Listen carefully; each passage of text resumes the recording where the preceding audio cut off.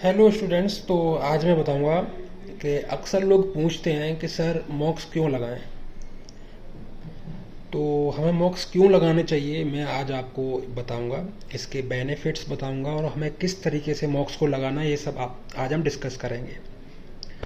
तो पहले मैं एक एग्जांपल लेता हूँ।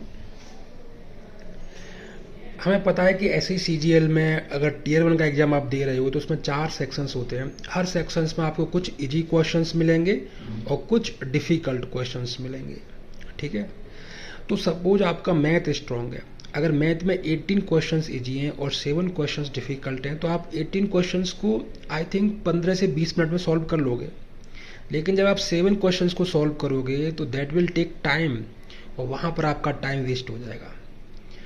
अगर उसी 7 क्वेश्चंस को सॉल्व करने के बजाय अगर आप रीजनिंग के 20 क्वेश्चन जो इजी हैं या फिर इंग्लिश के 20 क्वेश्चन जो इजी हैं उनको सॉल्व करोगे तो कम टाइम में आप ज़्यादा क्वेश्चन सॉल्व कर पाओगे और आपका ओवरऑल स्कोर इम्प्रूव होगा।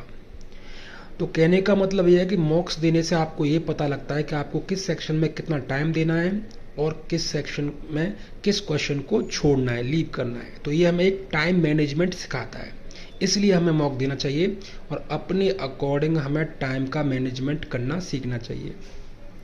बाकी मॉक देने से हमें कई तरह के बेनिफिट्स होते हैं जो मैं आपको बता देता हूँ।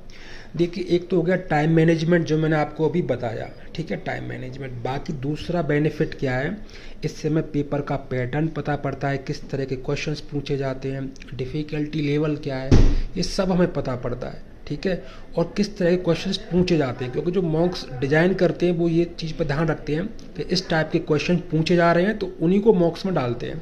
ठीक है, तो ये आपका दूसरा बेनिफिट है।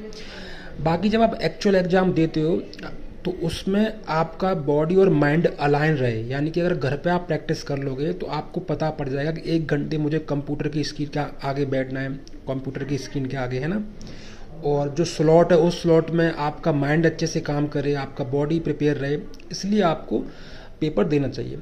और जो फोर्थ बेनिफिट है वो ये है कि जो भी आपने पढ़ा है, जो भी आपने नॉलेज गेन करी है, तो आपकी प्रैक्टिस हो जाती है। तो आप ये पता कर सकते हो कि मुझसे कितने लोग आगे हैं और आपकी नॉलेज का चेक हो जाता है, एक रियलिटी चेक हो जाता है कि भाई मेरी नॉलेज कितनी है।